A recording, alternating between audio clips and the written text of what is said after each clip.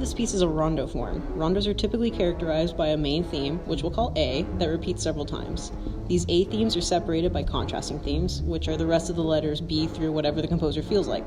A 5-part rondo has, if you can believe it, 5 parts. It starts with your classic A theme and your best friend, tonic. Usually, this A theme will be something easy for the listener to grasp, such as a period, or if we're getting really fancy, a double period.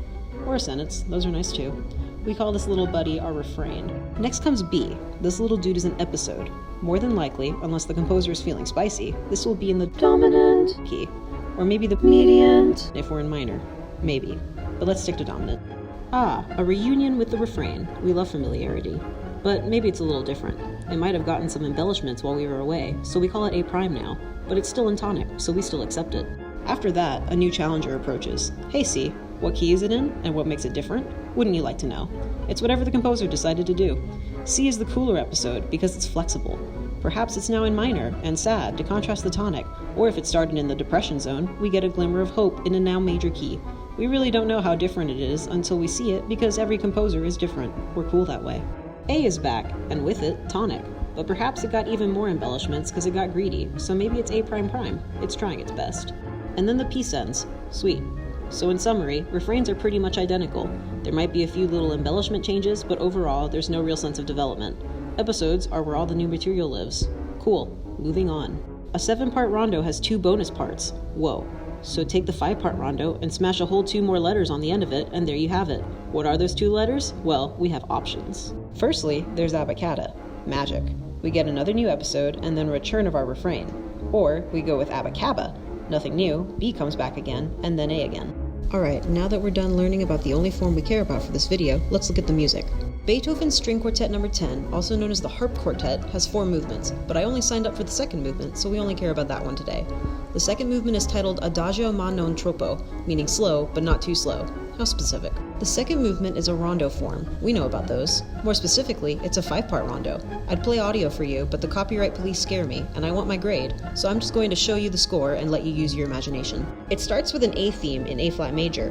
The first refrain is our basis for every return of the A theme, so here's a few key features to note. It has a period with an additional ending phrase to extend the refrain just a tad, because Beethoven didn't feel like ending things so soon. The main theme remains in the first violin during the antecedent of the period, and ends in a half cadence in A-flat major.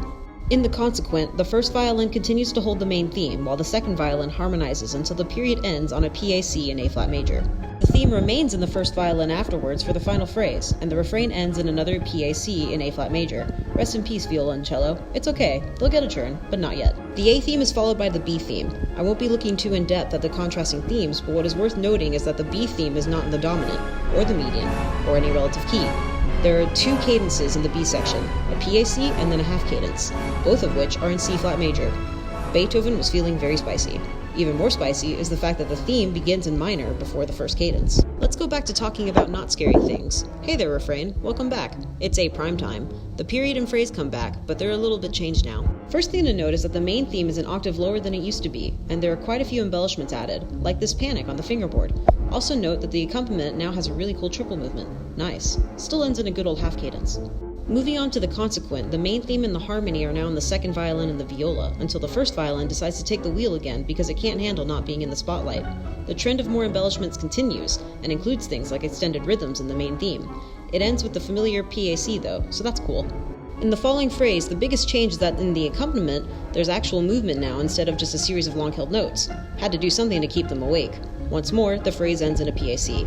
After this comes the C episode. Again, I won't talk in depth about it, but I will say that we do get a lot more motion, aka black ink, here, as well as a lovely passive themes between the violin and the cello in F major, until C flat comes back just to torture us. The final return of A is here, and things are even more different now. The main theme is a whole other octave lower than even last time. It's low enough now to where the accompanying line in the second violin is actually played in the octaves above the melody. Don't hear that every day.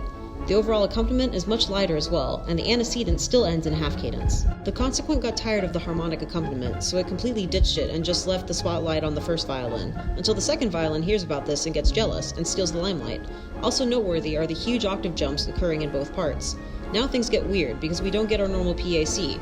Instead, it's in a lighted PAC that jumps straight into the final phrase. But then things get really weird. We start to get our normal A ending, and then the second violin and viola take over.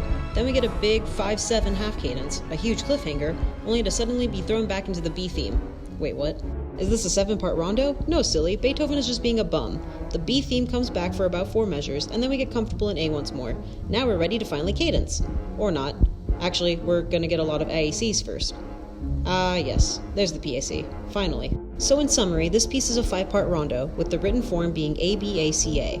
Rondo forms have, as seen, a recurring refrain separated by episodes that can be rather unpredictable, though are for certain not in the tonic key and nothing like the refrain's theme.